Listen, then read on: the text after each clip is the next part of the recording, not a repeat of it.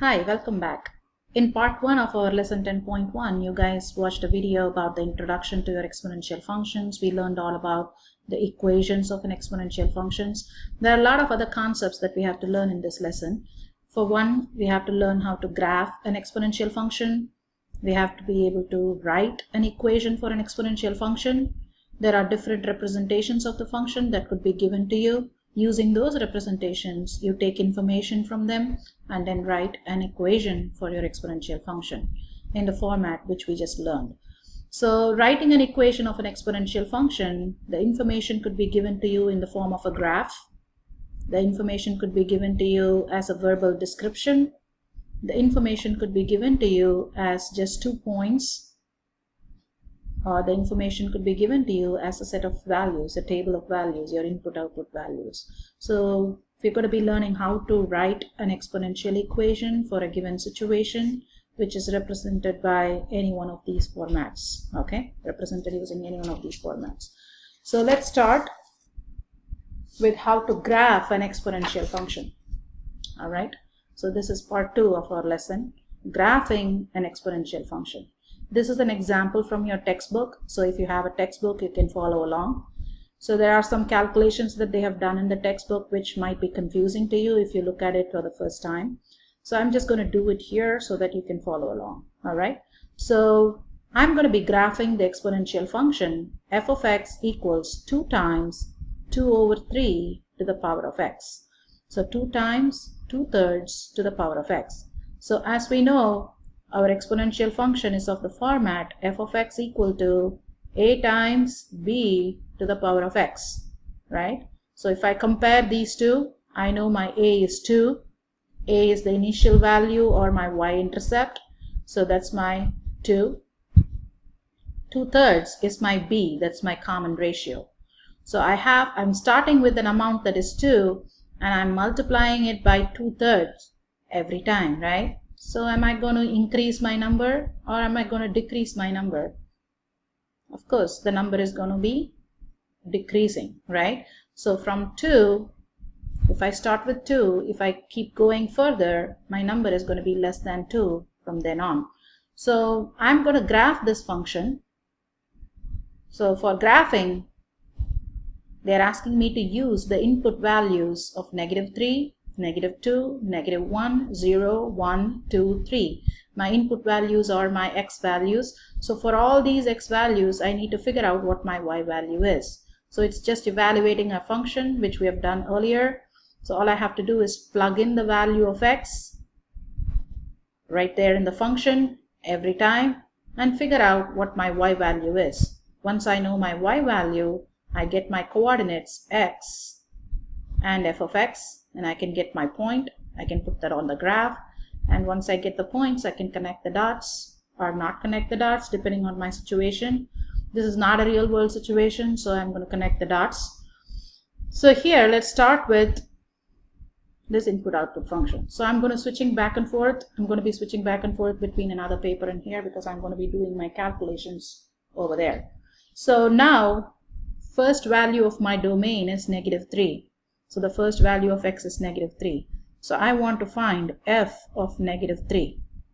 F of -3 is 2 times 2 over 3 to the power of -3. I'm going to be using properties of exponents to simplify my expression, meaning to evaluate what this is. Okay, so I'm going to be using properties of exponents. At the same time, I'm going to be using my PEMDAS, my order of operations, to figure out this function. All right, so I'm going to do the calculation on a separate sheet of paper. I suggest you do that too to have some clarity in your work. So when you do your work, you can do it in a neat and tidy fashion. So always practice that. Okay, so I have another sheet of paper. So I'm going to figure out 2 times 2 over 3 to the power of -3. So using properties of exponents, I cannot deal with negative exponents. As soon as I see the negative exponent, I'm going to change it into a positive exponent. So recall what you do to change a negative exponent to positive exponent. So to change a negative exponent to a positive exponent, I have to make the base into a reciprocal. right? So my base here is 2 over 3. That is raised to a power of negative 3. So I take a base and I flip the fraction, right? I write the reciprocal of the fraction. When I write the reciprocal of the fraction, the power becomes a positive power. So this I can write it as 2 times, I'm writing the reciprocal of the fraction, my power becomes a positive power. So now I can evaluate this function using my PEMDAS, my order of operations. That means I have to do my exponents first and then do the multiplication. So this is a power of a quotient. I'm going to use the power of a quotient property. So I'm dividing two things and both are being raised to the power of 3. That means this power belongs to both of them. So this is 2 times 3 cubed over 2 cubed, right? So 3 cubed is 27, 2 cubed is 8. So that is 2 times 27 over 8. So now I can cross cancel the 2. I have a 4 there. So this is actually 27 divided by 4. So you can use a calculator to figure out what that value is. Okay, so you're allowed to use a calculator for this section of your math. All right, so I have a calculator. I don't need one, but I'm just going to use one for the sake of time. So that gives me 6.75. So I have my value 6.75. So I'm going to go back. I'm going to say this is 6.75. So my x comma y is negative 3 comma 6.75. All right. So likewise, I'm going to input my x values every time. So this is f of negative 3. So I'm going to find f of negative 2.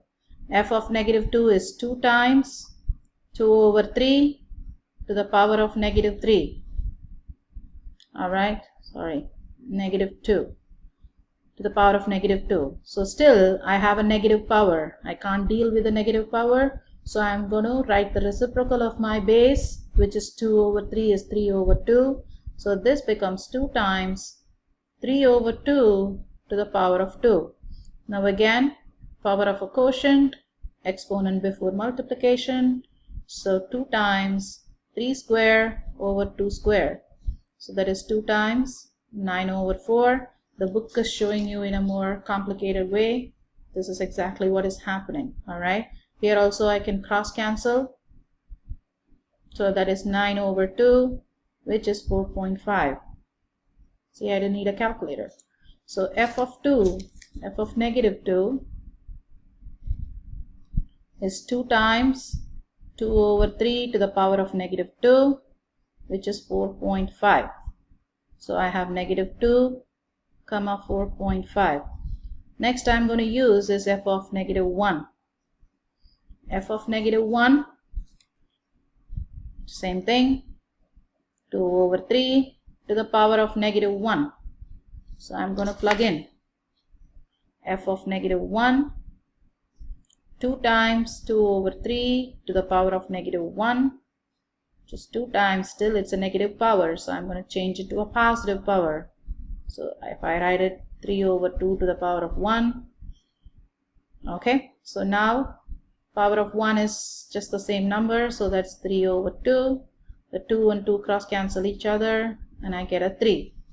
So my f of negative 1 is a 3.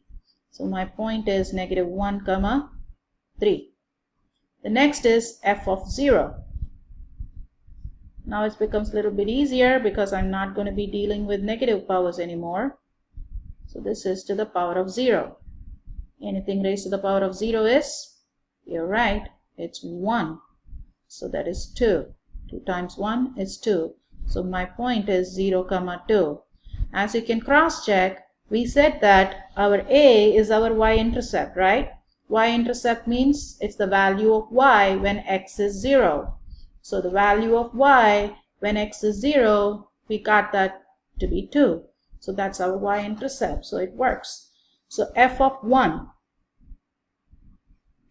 2 times 2 over 3 to the power of 1. They are no longer negative exponents. So I don't have to do the reciprocal of my base. So f of 1, 2 times 2 over 3 to the power of 1. This is 2 times 2 over 3. It's nothing but 4 over 3. So that's 1.33333. Goes on and on. I'm going to just truncate it. So that's 1.3. So 0, 1 comma 1.3. The next point, f of 2. Now it is 2 times 2 over 3 to the power of 2, right? So f of 2. 2 times 2 over 3 to the power of 2, which is 2 times exponent before multiplication, 2 square over 3 square. It is 2 times 4 over 9. 2 times 4 is 8 over 9. I do need a calculator for this. 8 divided by 9 gives me 0.89. Alright, so when x is 2, y is 0.89.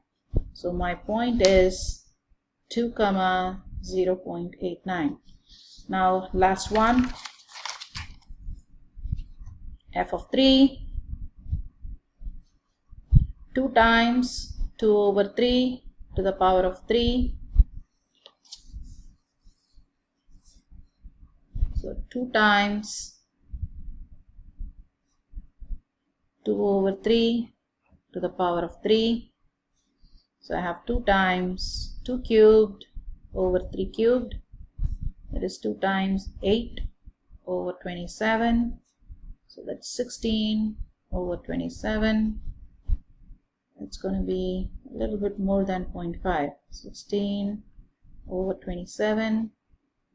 That's 0.59. So when x is 3, y is 0.59. So my point is 3 comma 0.59. These are some ugly points that we have to plot. There is no other way. So now we are going to plot our graph. We got a lot of points. So we're going to start with that. So negative 3. X is negative 3. I'm going to keep my points there. Negative 3 comma 6.75. Negative 3, 6.75. Roughly about there. Negative 2 and 4.5. Roughly about there. Negative 1 and 3. 0, 2. 1 and 1.3. 2, 0.89 is 0.9, something like that. I'm going to just put it over there. 3 and 0.6, right? 0.6, roughly about there. So when I look at it, I can clearly see it's not a linear function. It doesn't form a straight line. So I'm going to connect the dots using a smooth curve, right? We're going to become artists now. I'm going to connect it using a smooth curve. All the rest of the points are too tiny for me to go and plot it. So I'm going to just say it's going to go on and on, right? It will come close to 0, but it will never touch the 0. Why is it? We'll discuss it in class. So I can go ahead and graph this function. I connected the dots using a very smooth curve. So this is an exponential function, and it's a decreasing function, meaning it started at a higher value, and every time the x is going up, my y is going down. It's my decreasing function, so it's an exponential decay. So keep this in mind. Why is it a decay? Because if I took a number that is so big and I'm multiplying it by a fraction, that means it started at 2, and when I multiplied by 2/3, I made it smaller. So if I keep on multiplying it by a fraction, it's going to get smaller and smaller and smaller. It will get very close to 0. It will never touch 0. There will still be some number there, but it will be too tiny for me to graph it. So I'm going to leave it at that. So this is graphing an exponential function. All you do is plug in the x values and evaluate the function using properties of exponents, and then plot your points.